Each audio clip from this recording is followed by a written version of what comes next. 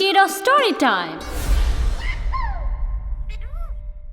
ছোট্ট পান্ডা আর বানরের জাদুর গল্প। একদা এক সবুজ বাঁশবন ছিল।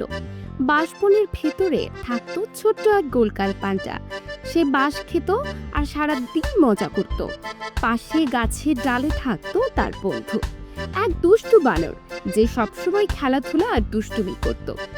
একদিন তারা দুজনে বাঁশবনের গভীরে এক চকচকে সোনালি বাঁশ খুঁজে পেল।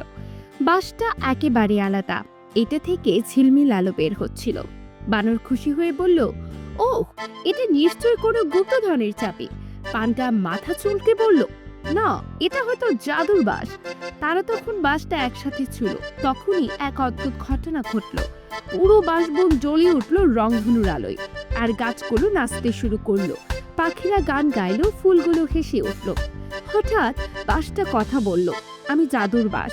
তোমরা যদি সবসময় একে অপরকে সাহায্য করো, আমি তোমাদেরকে হাসি আর আনন্দের জাদুর দুনিয়ায় নিয়ে যাব। পান্ডা আর বানর হাত ধরাধরি করে হেসে উঠল। তারা শিখলো, মজার দুষ্টুমি তখনই সত্যিকারের আনন্দ হয়ে ওঠে যখন বন্ধুর সাথে ভাগাভাগি করা যায়। শিক্ষণীয় কথা, বন্ধুত্ব আর একসাথে থাকার মধ্যেই লুকিয়ে আছে আসল জাদু। আরও মজার মজার গল্প পেতে কিডো স্টোরি টাইম চ্যানেলটি এখনই সাবস্ক্রাইব করো।